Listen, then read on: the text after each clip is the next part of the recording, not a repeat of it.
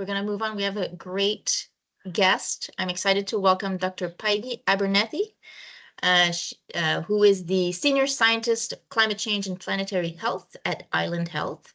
And Paivi is here to talk about the critical connections between health and climate action in communities, emphasizing the need for collaborative cross-sectoral approaches to strengthen climate resilience and community well-being.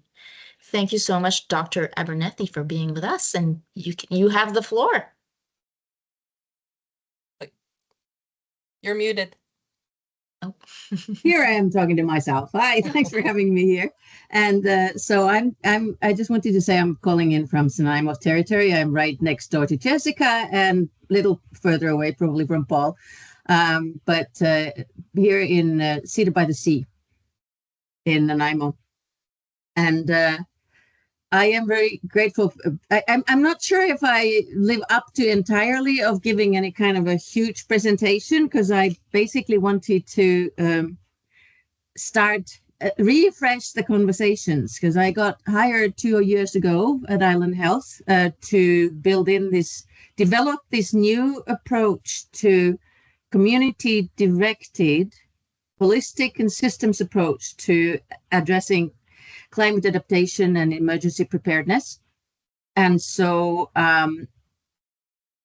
what we started first, we had the huge community gathering and created our the whole Island Health-wide climate change and planetary health strategy. And then I spent the last year building the team, and I'm telling a little bit of that. And then some of the key pieces that we have identified as priorities. And then I'd love to introduce a little bit of the concepts that we're trying to work with, and actually hear your feedback and thoughts and critique and anything that you might have, and your visions and thoughts, how we might be able to work with you to support what you guys are doing. And one of the first things I wanted to highlight here is because adaptation and emergency preparedness are quite critical for our long-term well-being and health. And because climate conversations have been politicized so much, it is political, and that's a good thing, but it has been partly politicalized, which I don't think it is. I think it's all about our humanity and living in balance with our environment and having healthy communities. So I just wanted to say that we're also open to reaching out to everybody in communities, that not focusing on the debate on where it's coming from, what caused it. That can be part of the conversations, but the key piece is that we protect our communities. Sorry, for some reason that was the part what I was saying. And so the way when I started, I was given certain framework about taking a systems approach, holistic approach to climate resilience and community health, and breaking silos, because we have not that much capacity. So building partnerships, we need everybody's knowledge and expertise, be it knowledge about the communities, be it knowledge about running municipalities, districts, whatever. And our knowledge is based pretty much on the health side. So just for those of you who don't know me yet, I have actually a transdisciplinary background. I have worked with municipalities and First Nations for the past 20 years in this realm of environmental health and chronic disease prevention. And I have my PhD is actually on integrating health and environment, and working on natural resource governance impacts on health. So that's why I am in this role. And our team there's a little small mighty team that is focusing on supporting communities in emergency preparedness, as well as the long-term resilience and healthy environments. And the one thing that I highlight here is that we are very interested in trying to develop a watershed approach and focus a lot of water, and I talk more about that later. Just because you don't need to look at too much into this who is who or whatever, but I wanted to highlight that because Island Health is 33,000 staff, where most of them work in primary care, and then there's the population and public health that is trying to work a little bit more on upstream, and we are part of that. There are 900 of us, and in that 900 there is a team called Health Protection and Healthy Environments that is focusing on those environmental community-centered focus. So this is the healthy environments. We work together with environmental public health, and we work together very closely also with healthy communities where we have nutritionists and community health promoters. And I'm actually sort of outside of all this, but because I talk about us, because this was the team I helped build. We are hiring a new manager who is starting next week. And we have the disaster side of things, where we have two scientists. One of them is a toxicologist, and the other one is more specialized in particularly air quality, but also on the emergency side. And then we have, and the disaster risk resilient consultant is a person who is actually ensuring that we internally have our ducks in a row to support you in emergency situation. Because we have some mandatory regulatory aspects of making sure that you have drinking water, and that when there is any kind of a spill, that would be helped. And then we have these three people here in that long term that most of your staff actually has probably met, that cover South Island, Central Island, and North Island, that are working on helping with the official community plans and any kind of planning, land use planning. And before I jump to the key topics, I wanted to highlight that I talked to my colleague, Craig Brown, who has my position at Vancouver Coastal Health. For those of you who are on the other side of the water, on the Powell River and there, they have a similar kind of roles, but every single health authority is structured very different ways and has different programs. So when I give his email address here for you guys, and then also the team in email, and then there's a medical health officer, Michael Schwand, whose responsibility this area is the same way we have Stefan Trepanier, who is our new MHO after Shannon Waters, Dr. Shannon Waters. So this was just to highlight a little bit on the high level of, I can't speak, the ways of working are somewhat different from ours, so I can't speak much to that. And this is the last piece. This is our mandate from the Minister of Health, which is to help build cross-sectoral collaboration and engagement for climate. And I want to highlight that we are fully aware that you are so ahead of the game. Most of the municipalities and districts have made, within the last 10 years, good plans, have created a lot of work in this area.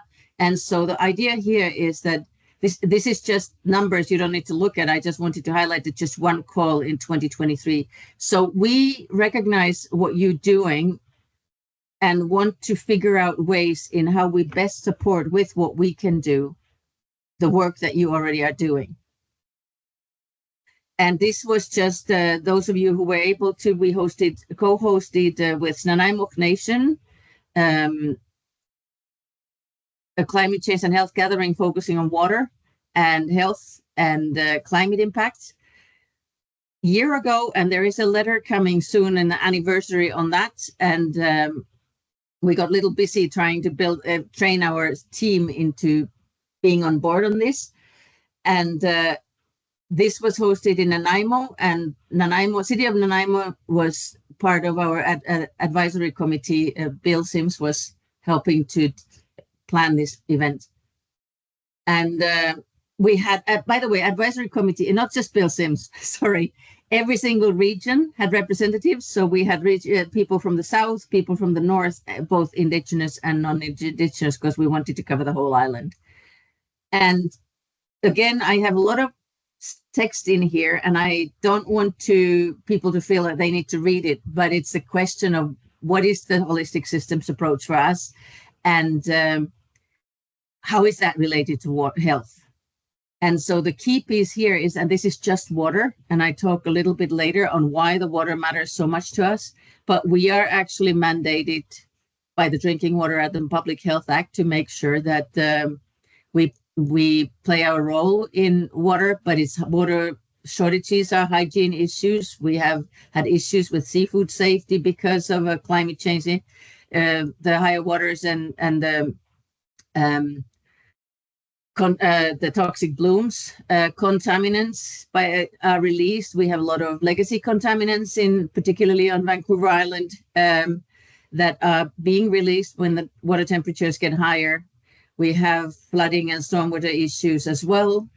And I put there spawning and fish survival because we see the ecosystem impacting our health, but fisheries are still a central piece in both people's recreational aspects in ecotourism, but also in as a part of our livelihoods on the island. And that's so water plays important role in agriculture locally, in the mining, in forestry, healthcare. We are the greatest user of water in South Island, and we are the biggest employer on the island. So we also have a responsibility.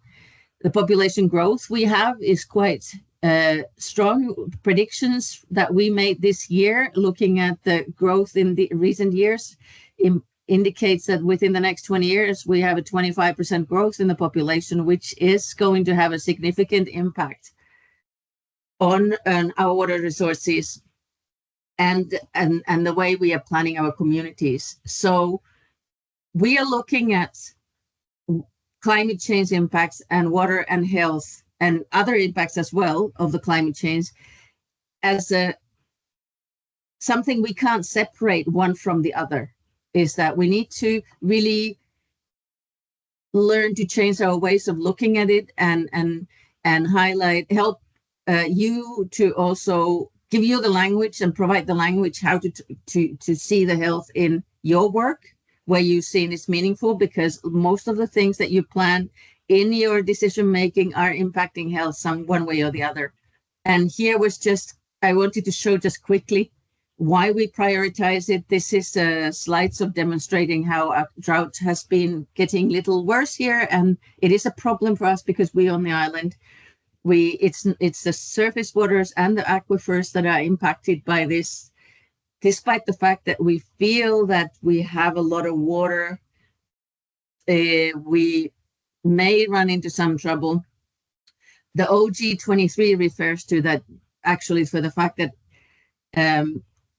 supporting you in your emergency preparedness is actually one of the 5 operational goals for island health. So you matter, and we'd love to work with you in the way that it makes sense to you in whatever we can do. And why I highlighted here the water a little bit more is this little story here, I think, is that despite the fact that we feel that we have a lot of water, it's also the other things that come with climate change. I just want to highlight, we don't have currently significant risk for wildfires the same way that other parts of British Columbia, because we are much wetter in some aspects, but we are drier than we used to be. And we have a lot of problems related to when the water is coming and when it's not coming, and the summer is getting drier. But the drier summers and the fires that we have had, like the Highway 4 and then the Souk potholes, it is actually relevant for water, because Souk fire came less than a kilometer from Souk Lake, which is the main drinking water reservoir for CRD. It heated underground pipes so that some of them burst afterwards. So there were some significant problems. And I just want to highlight that for most of our larger communities, the source water is the surface water. So that's actually why we are working right now with, we worked the last couple of years working with all the drinking water purveyors that we have almost about 1,000 on the island. And we have now had 97% of all the drinking water purveyors actually have drought as part of their emergency and contingency plans. But we are currently developing together with some Walrus ministry, like a guidebook to assess the quantity and quality of source water. So we are working with the drinking water purveyors on that aspect. And we're also developing a tool for them in case there's a wildfire. How do they what are the steps that they do to clean the water? Because there are some things that could make things worse. But I'm just highlighting this is that we'd love to work with you in all different ways, from water conservation to whatever you might need. And it doesn't need to be water. We do a lot of other things too.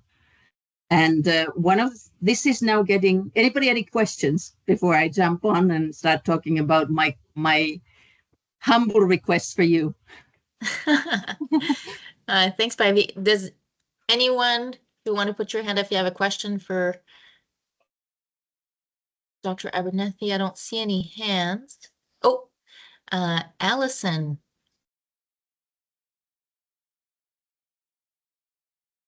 And you are muted.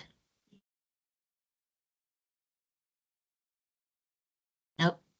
Allison, I see your hand up, but we can't hear you. So if you can mute yourself. Or should I move to Allison? I'm just going to go to Tom, who has his hand up as well, and then I'll come back to you. Thanks. And I'm not sure if this is the appropriate time, but it seems like it. Thank you for the presentation so far. And since you've been touching on water specifically, and out here on the West Coast, you wouldn't think water would be an issue as I'm looking out the window right now. But we certainly have experienced issues with water on the West Coast, and as it relates to health, of course. And over the last couple of years, we've had a real focus on our water issues out here. And I guess to cut to the chase, you had mentioned on a number of occasions the ability to support, in our case, municipalities in those issues around. In our case, it's a question of climate modeling has clearly shown us that our source water is going to be diminishing over time. And what we're looking at is alternate water sources. And I guess the direct question is there any possibility within your department to help in the support of those? And basically, there's a couple of areas that I suspect in the long term and in the short term possibly as well. In terms of things like, we know it's going to cost multi-millions of dollars to access an alternate water supply, and we don't really have a choice at this point in time in our history. And so I would ask, and I don't know if it's even appropriate to look, where can you support, in this case, a municipality who may be looking at letters of support through your agencies when we're looking at grant applications, or if there is any technical support that could be initiated from your office? I'll leave it there, and there may be some follow-up. Yeah, I'm happy to do. I can quickly answer that there are absolutely supports in grant applications, support letters, and potentially scientific reviews and stuff too. The key piece here is we also have so we work like multiple teams together as a bigger. So we actually do have our drinking water team, which has engineers and like who are specialized, like we're looking at saltwater intrusion and all these kind of things. So I think that these are the things is that this is my opening for us, but like figuring out what is the best and most constructive way of in addition to those singular supports to create something that could maybe be broader. And I just want to highlight one thing I know for the coastal on the other side of the water, that Vancouver Coastal Health is actually currently looking at well water quantity and developing a tool to assessing the well water aquifer situations better. So we are working also across health authorities this way. They got external funding, and we didn't have a capacity to be part of that when they got the money, but we are in communication with them. So if that answered, and I'd love to take that discussion even further afterwards. Were there other things? Because I have a couple of more slides which might help, but that's excellent. Thank you. Yeah, thank you. And I'll wait and I'll hold off. Yeah. And maybe it might be an offline conversation that may be more appropriate. So thank you for your time. Awesome. Thank you. Jessica. Hi, Paivi. Thanks for your presentation. Maybe you're going to address this, but I've had a couple of contacts about partnerships and things like that. So, for example, with regards to food security and island hubs, food hubs that are talking and developing in the regional district of Nanaimo. And maybe you're going to talk about this. So it's kind of more if this is in there, kind of highlight this question, which is to better understand how it is we can connect. So, in what areas are partnerships available? How do we know when we can? How do we know what's available in terms of partnerships in those areas? That information would be really useful, because I feel like I just haven't been clear in the conversations that I've been having. That's an excellent question, and I actually think that's a good one to answer here before I get into this next part of this. Is that one thing I forgot to say? In addition to our little team, that little team of 8 people that got hired, we went in our Healthy Communities team from 6 people to 26 and growing. So that's why it's confusing for you. So this last year was for us this huge growth. And now people are figuring out how to best work with communities. So we have 7 school health promoters. We have 7 community health promoters. And community health promoters have exactly that role, is that in each region, they are supposed to know and connect people. I mean, I can help too, but we have community health promoters for each region, and they help connect with the right person or instances within Island Health when we have that. Because we also have 7 nutritionists. We have 3 injury prevention. No, it's not 7 nutritionists. I actually don't know how many they are now. But we have like nutritionists not as in advising you how to eat directly, but food systems, food security. And I know that the healthy built environment now in this region where you, Jessica and Tom, are our community healthy built environments consultant is actually also has a background in food systems. So I know that she was invited. So I know that the nutritionist and the community healthy built environments consultant are both in that new just initiated is it roundtable or the working group that is looking at the food security. So they are very eager. So but we can talk about that more. But so we have these new roles of people who can support different aspects of climate change in this space, and provide different kind of health related expertise. And in particularly because we are still small in general for the huge area that we're covering, it's very much in the terms of helping to find the right information, connect to the right people, and find funding and support your funding applications, and be part of any kind of advisory support that makes your application stronger or your efforts that gets a health lens in there, if that answered the question. And so, yeah. I was just going to follow up on that. I interrupted you, so go ahead. Sorry? Oh, I interrupted you, so I wanted to follow up, but I didn't want to interrupt. Yeah, I'll speak this ready, and then we can. I'm not disappearing anywhere. This is like the 3rd step, let's say. I've talked to you guys once before, and then we had the gathering, and and I'm like, we're not going anywhere. This is starting to build that how we can make it the right way, make it the way that it actually really helps you. So one of the things that I wanted to highlight here, and this is a part of our exploratory way of, can we actually help you to get your vulnerability assessment even more useful for you? And because conventionally you are asked by different instances. I mean, you now have the Emergency and Disaster Management Act that requires some things, and then there is the watershed roundtables that are coming from the Walrus at some point that are like a part of your repertoire. So and you need to do those risk assessments, but one of the things about the adaptive capacity is that the way we tend to look at them is very statistics, very proxy, like tree coverage and or something that we have data on already. And this is the one aspect that I wanted to highlight, that maybe we can help you to create more useful plans in looking at what you already have. And like I'm referring to the canopy, is that in big cities, which would be maybe potentially Nanaimo, but I think Nanaimo, the way Nanaimo is stretched over, it's not quite the same way.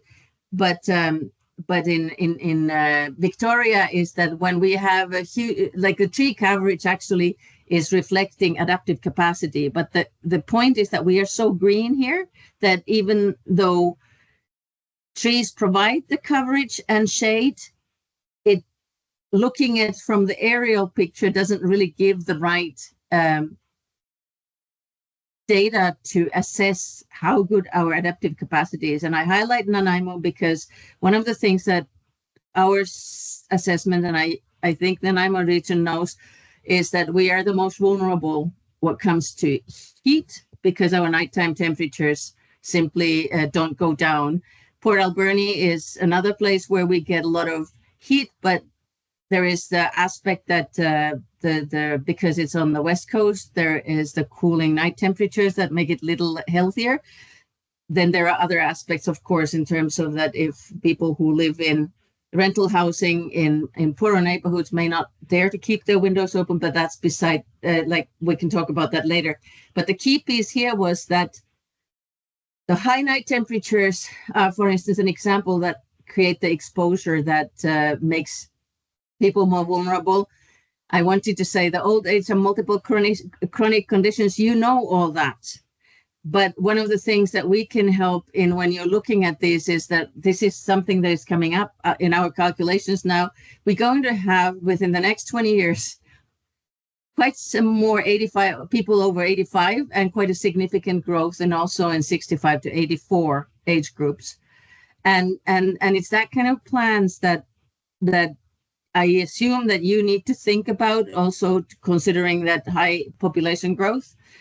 But back to this adaptive capacity, and I forgot that I had put these in here, is that there are so many factors that affect your adaptive capacity, from heat body systems to community networks to tree bylaws or backup power systems that people have in the northern municipality district, the Mount Waddington district has got in place.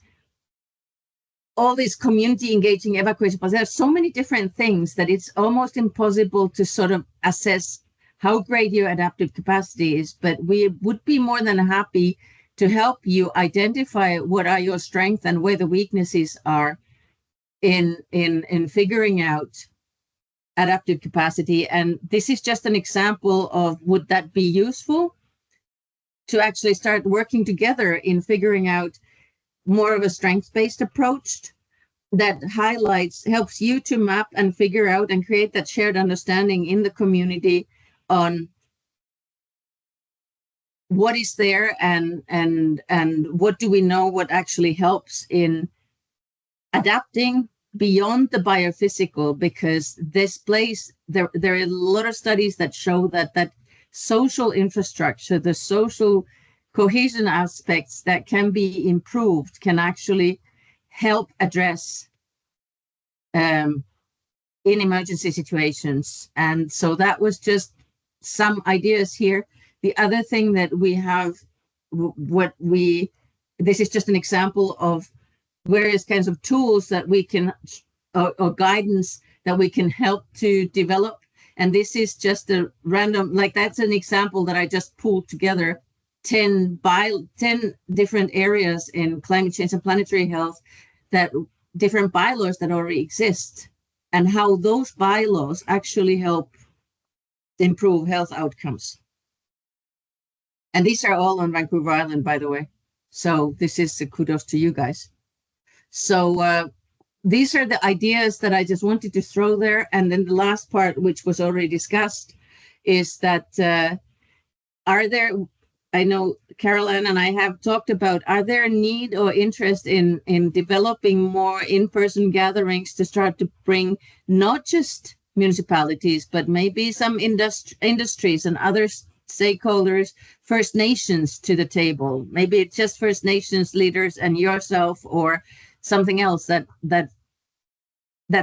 might help you to develop those watershed roundtables, or and then talk more about how we need to talk, because we talk about cross-sectoral climate health lens, meaning we need to start looking at health outcomes in when we are in different fields, like how is forestry impacting health outcomes because of their forestry practices impact hydrological cycles, and what are the workshops something that would help you to start to help create the shared understanding within community, bring people together around health that might otherwise not want to work in climate issues, but if we look at the health and extreme weather connections, what kind of data can we create that would help you, and what are your other needs? So this is basically what I was hoping to sort of open up for these conversations now, and I can stop sharing my slide. Thank you so very much. Great.